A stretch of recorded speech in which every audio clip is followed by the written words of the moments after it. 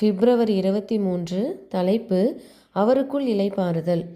நான் சாந்தமும் மனத்தாழ்மையுமாய் இருக்கிறேன். என் நுகத்தை உங்கள் மேல் ஏற்றுக்கொண்டு என்னிடத்தில் கற்றுக்கொள்ளுங்கள். அப்பொழுது உங்கள் ஆத்துமாக்களுக்கு இளைப்பாறுதல் கிடைக்கும்.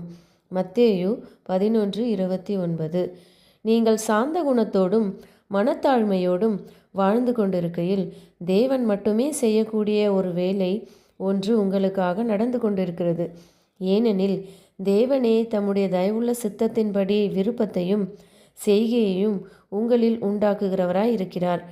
உங்களை கிறிஸ்துவுக்குள் நிலைத்திருக்க பண்ணி அவருடைய அன்பில் தங்கியிருக்க செய்வதே அந்த தயவுள்ள சித்தமாகும்.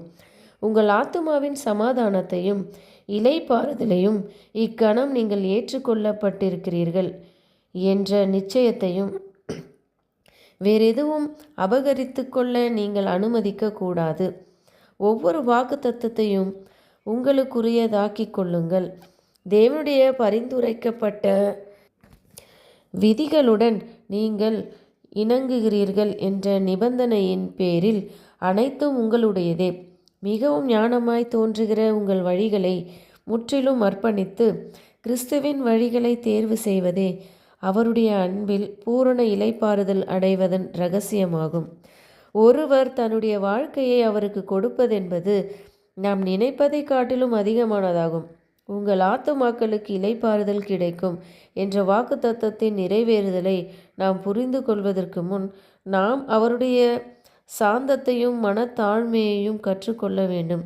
கிறிஸ்துவின் பழக்க வழக்கங்களை, அவருடைய சாந்த குணத்தை, அவருடைய மனத்தாழ்மையை கற்றுக்கொள்வதன் மூலம் கிறிஸ்துவின் நுகத்தை உங்கள் மீது எடுத்துக்கொண்டு கற்றுக்கொள்வதற்கு அர்ப்பணிப்பதன் மூலம் சுயம் மறுரூபம் அடைகிறது. அதிகம் கற்றுக்கொள்ள ஒன்றுமில்லை என்றிருப்பவர் ஒருவரும் இல்லை. அனைவரும் இயேசு கிறிஸ்துவின் பயிற்சியின் கீழ் வர வேண்டும். அவர்கள் கிறிஸ்துவின் மீது விழும்போது தெய்வீக சுபாவத்திற்கு பங்குள்ளவர்கள் ஆவதற்கு தடையாக இருக்கும் அவர்களுடைய சொந்த மரபு வழி மற்றும் வளர்க்கப்பட்ட குணத்தின் பண்புகள் அகற்றப்படுகின்றன.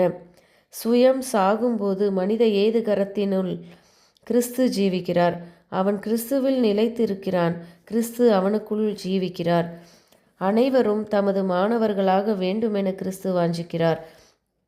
என்னுடைய பயிற்சிக்கு உங்களை கீழ்ப்படுத்துங்கள், உங்கள் ஆத்துமாக்களை என்னிடம் ஒப்படையுங்கள் என்று அவர் கூறுகிறார்.